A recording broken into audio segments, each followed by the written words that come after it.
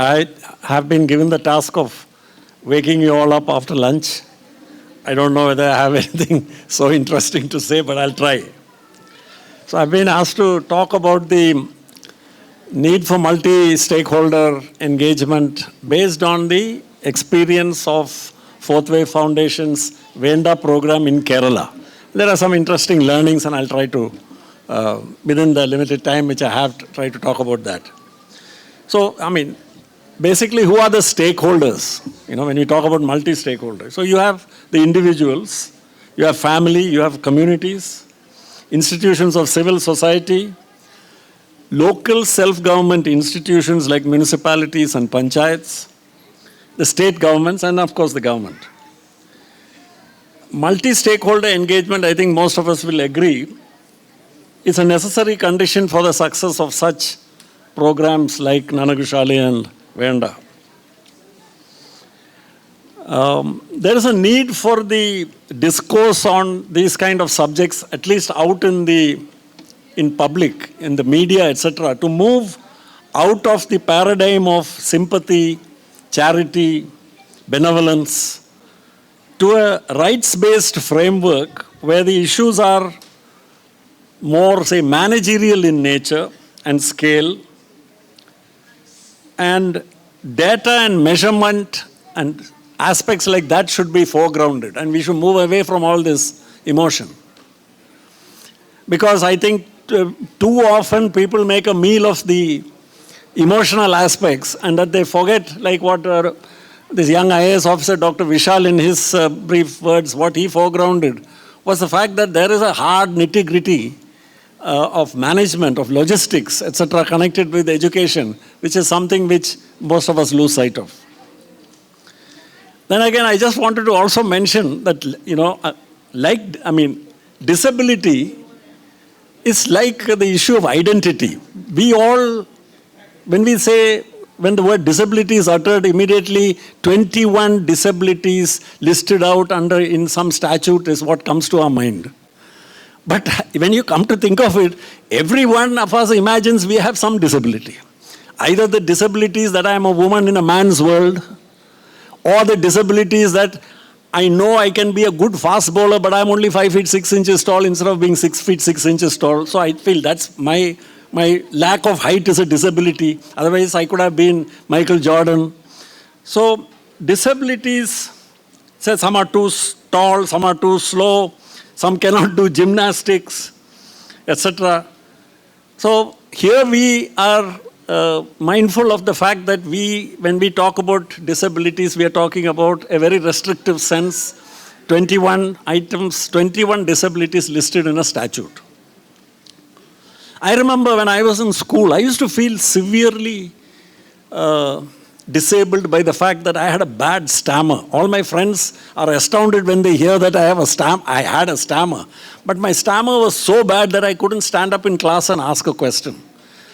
And it was not a stammer-friendly classroom, I assure you, the classroom which I attended. And my friends, while they were normal youngsters, they found it very amusing, screamingly funny when I was struggling to express myself, etc. So disability comes of various kinds. Even in a small way, I can say that I'm not a stranger to disability. The other important point which came up during all this I sort of learned because of my coming on board, the advisory board of Fourth Wave Foundation, which gave me this opportunity to learn so much about an aspect of human existence and experience which I had never experienced before. Disability is still viewed mostly as a medical issue. But I think most of you who are here will know that, like health, it is actually a social construct. It is more a social problem than a medical issue.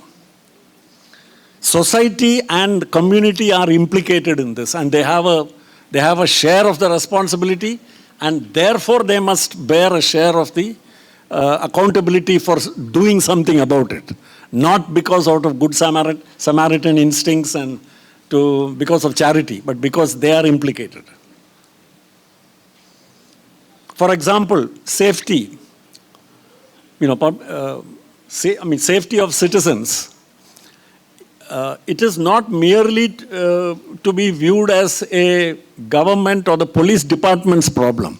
But the other extreme is what, when that fails, you have what happened in Johannesburg, and what looks like it's happening in India, including Bangalore, is you have gated communities with the fierce-looking security staff and no doubt Alsatian dogs and all that inside, and probably electrified fences and all that, which is one way in which the society can go if governance continues to be abdicated. And so here again, safety is again a social construct.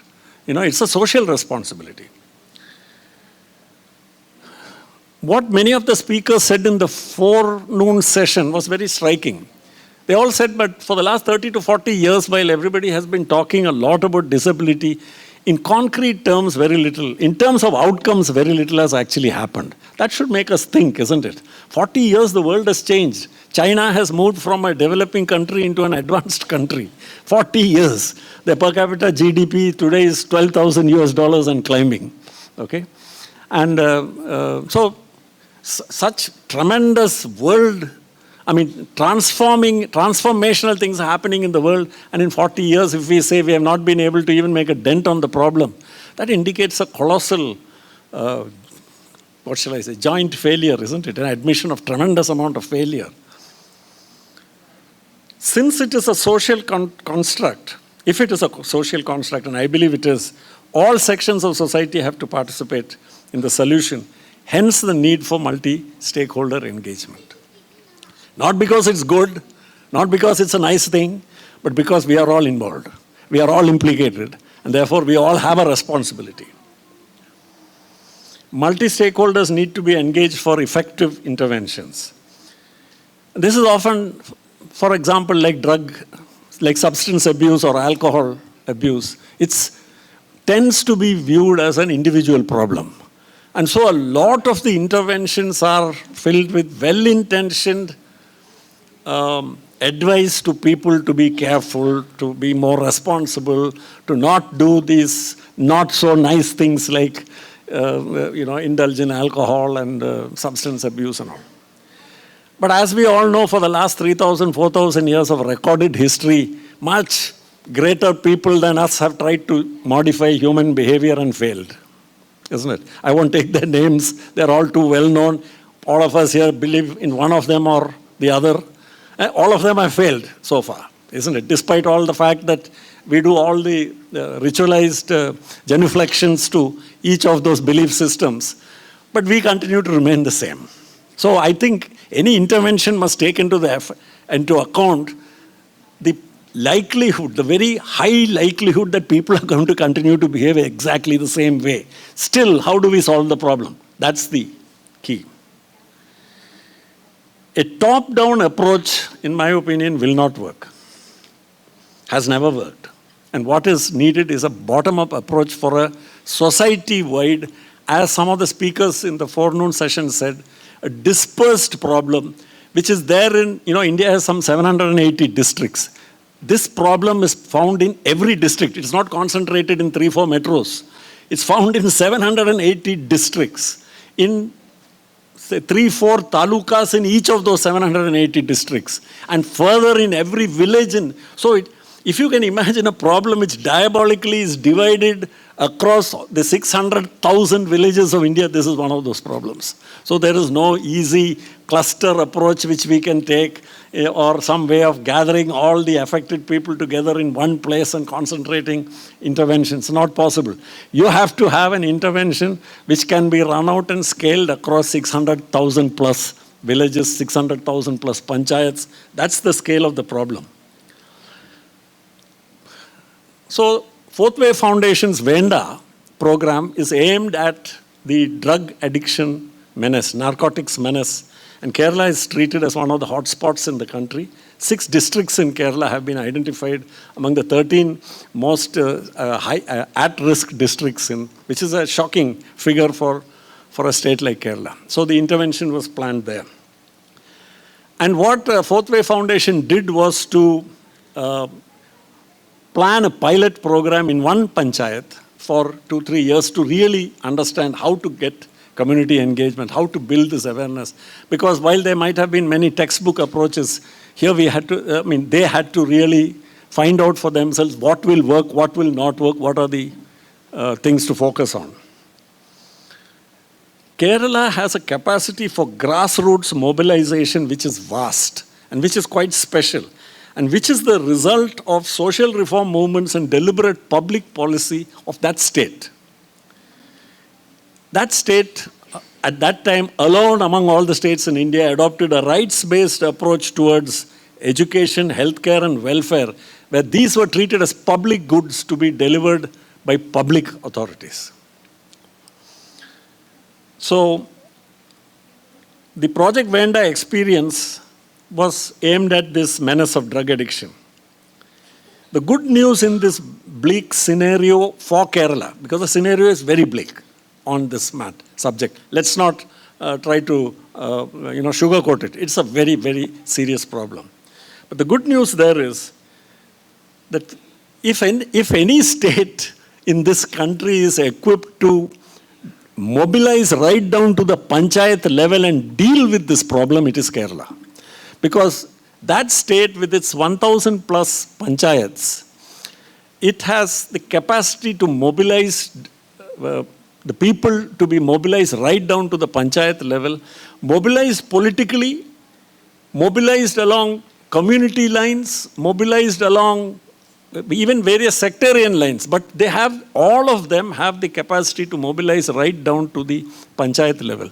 So in other words, if you have access to one of these agencies, including, say, let's take an organization called the Kerala Shastra Sahitya Parishad.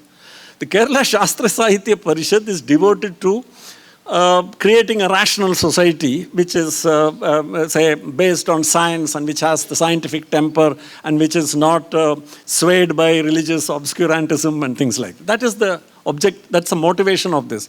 But that organization has the capacity to deliver a message to 1,000 panchayats overnight. That's how much its reach is. That's what is meant by a mobilized society.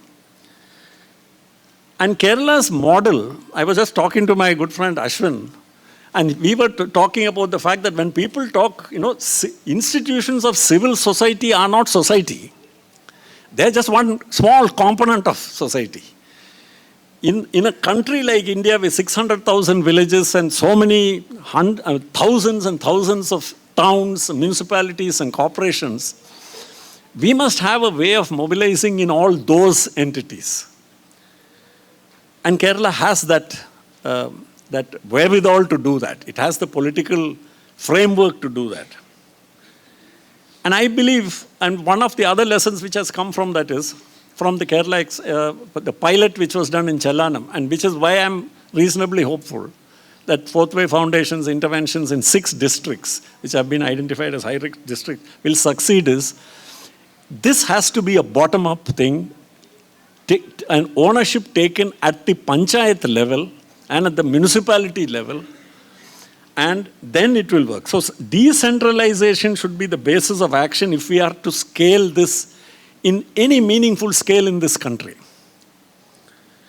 Resources should be mobilized by the local self-government institutions using their own means. Today they cannot do that. Today there are severe restrictions put on them by the central government and the state governments, and there is no further delegation below that level except in one state, which is Kerala again, where they have in the late 1990s brought about further decentralization and devolution of powers, financial powers to the panchayats, where the panchayats there in that state have significantly more spending powers than do panchayats in all other states. So I believe one of the learnings of Kerala, which maybe Karnataka should also look at, is the empowering the local self-government institutions right down to the panchayat. And where Kerala has failed is on the urban LSGIs, like municipalities and city corporations have no powers. The mayors are guys who just wear some ceremonial clothes and cut ribbons and all. They are not in a position to do anything. They depend entirely on the state government for help. So the key lies in, for such massive problems like this, which are dispersed throughout the length and geographical breadth of this country, we need methods where the corporate sector, etc., don't have any means right now. No learnings there. So we have to go into this kind of decentralization and bottom-up methods. So I'll end by saying that we don't know what exactly will work best. We have to try different things. And we must give the freedom to, so if you're just preparing a master plan and sending it down for everybody to implement down at the grassroots level I don't think the way to do it. It's to discuss the problem, involve as many stakeholders as possible at the local self-government level in the discussion of the problem and finding the solution, and let them try different things, whatever works best.